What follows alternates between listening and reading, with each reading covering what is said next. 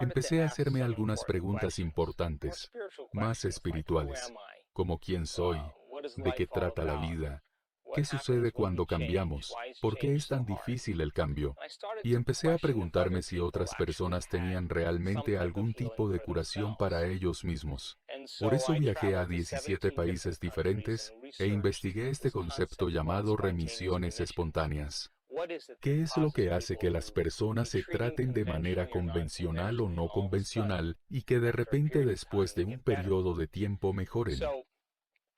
Escribí mi primer libro llamado Desarrolla tu cerebro, la ciencia de cambiar tu mente. Y en ese libro descubrí 4 principios que estas personas abrazan y que les permitieron curarse.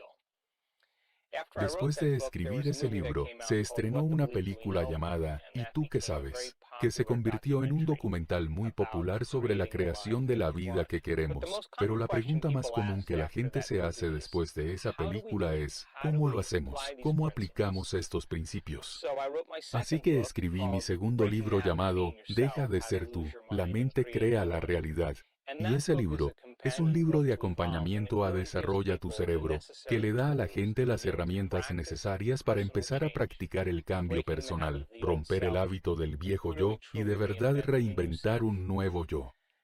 Como resultado empezamos a impartir talleres y conferencias en todo el mundo, y empezamos a ver cambios significativos en la vida de las personas y en su salud. La gente se estaba curando de la esclerosis múltiple y el lupus, de cánceres graves, de la diabetes, del dolor crónico, e incluso de trastornos genéticos raros para los que la medicina no tenía solución. Además, las personas estaban creando la vida que querían, y me di cuenta de que si éramos capaces de utilizar los mismos principios que descubrí y desarrollar el cerebro, esos 4 principios, si los usamos en personas enfermas así como en personas sanas, podrían empezar a crear la vida que querían. Así que empezamos a ver después de un par de años a la gente haciendo cambios significativos, no solo en su salud, sino en su vida, y curando algunas cicatrices y heridas del pasado que les mantenían atascados en viejos patrones y viejas creencias. Eso me llevó a escribir mi tercer libro llamado El placebo eres tú, cómo ejercer el poder de la mente, y que trata el concepto de darle a alguien una píldora de azúcar, una inyección salina o someterles a alguna cirugía o procedimiento falso.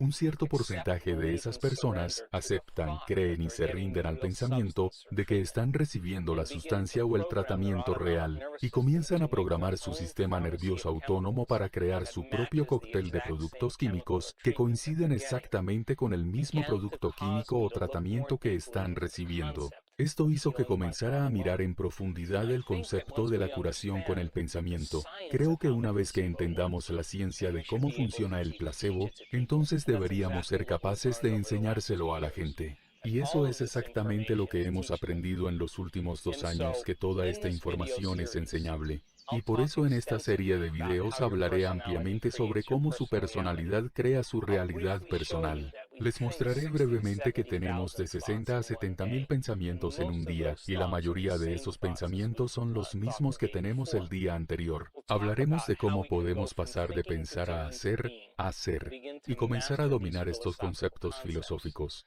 Desmitificaré el concepto de la meditación y hablaré de las ondas cerebrales para entender cuándo entra de verdad en meditación, cuándo está allí y cuándo no.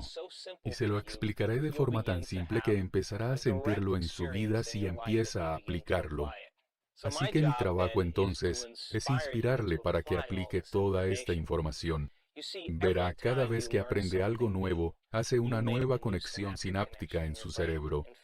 De hecho, el aprendizaje está forjando nuevas conexiones en el cerebro, y el premio Nobel Candel en el año 2000 vio que cuando la gente aprende solo un poco de información, duplica el número de conexiones de 1.300 a 2.600.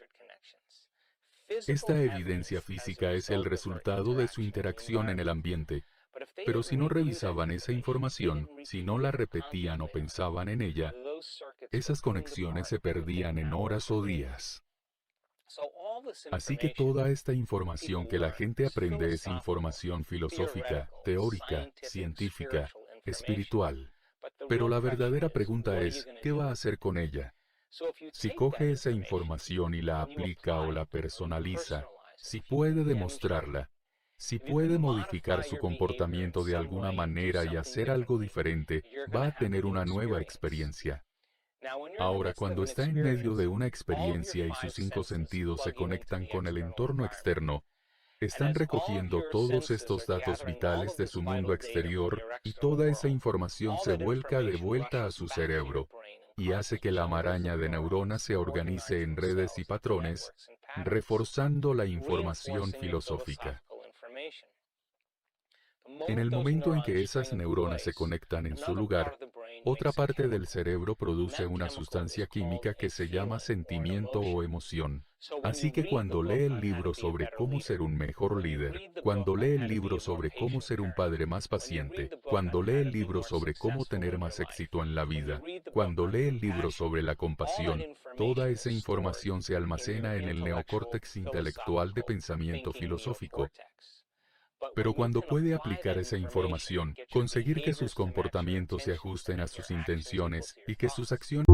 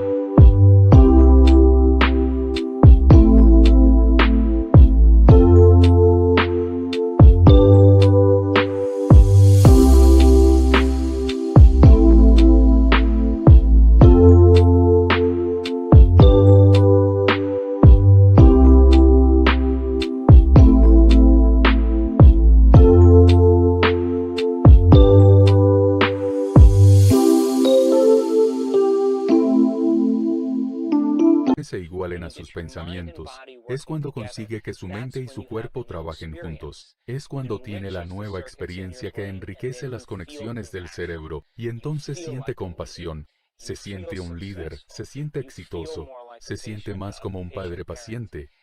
Y es cuando empieza a enseñar a su cuerpo químicamente a entender lo que su mente ha entendido intelectualmente. Así que podríamos decir que el conocimiento es para la mente y la experiencia es para el cuerpo, y en ese momento, está encarnando el conocimiento y está incitando a nuevos genes de nuevas formas. Está cambiando su biología, pero no sirve hacerlo una vez. Tiene que ser capaz de repetir la experiencia. Tiene que ser capaz de hacerlo una y otra vez. Y cuando pueda repetir una experiencia que lo hará, la repetición de esa experiencia, tanto neurológica como químicamente, condiciona el cerebro, el cuerpo y la mente consciente para saber cómo hacerlo. Ahora, cuando la mente y el cuerpo trabajan juntos, o el cuerpo y la mente saben cómo hacerlo, está empezando a dominar esa información, se está volviendo automático. Ahora es innato en usted. Lo ha practicado tantas veces que ya no tiene que pensar en ello. Luego el trabajo es ir de filósofo a iniciado a maestro. De la mente al cuerpo al alma. Del conocimiento a la experiencia a la sabiduría. Y del pensamiento al hacer y al ser. Y así evolucionamos la maquinaria biológica y neurológica para hacer esto. Yo hablaré de cómo su personalidad está íntimamente conectada con su realidad personal, y si cree en la idea de que sus pensamientos tienen algo que ver con su destino,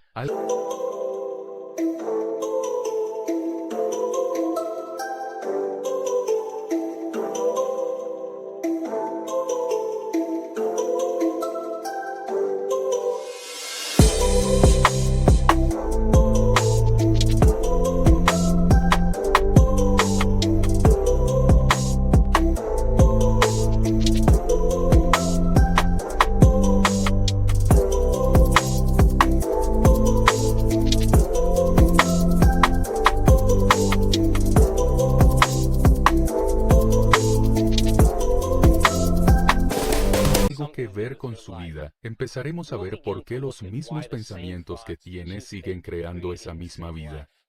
Es interesante que la ciencia se haya convertido en el lenguaje contemporáneo del misticismo. La ciencia desmitifica lo místico, y es que esta es una época de la historia en la que no basta con saber, Este es un momento de la historia en el que hay que saber cómo. Así que le invito a que entre ya mismo y en el próximo video empiece a ser consciente de cómo piensa. Empiece a ser consciente de cuántas de las mismas experiencias que llevan a los mismos comportamientos, que finalmente crean las mismas emociones en su vida, y empiece a decidir si quiere crear una nueva vida porque tal vez tenga que cambiar algunas de ellas.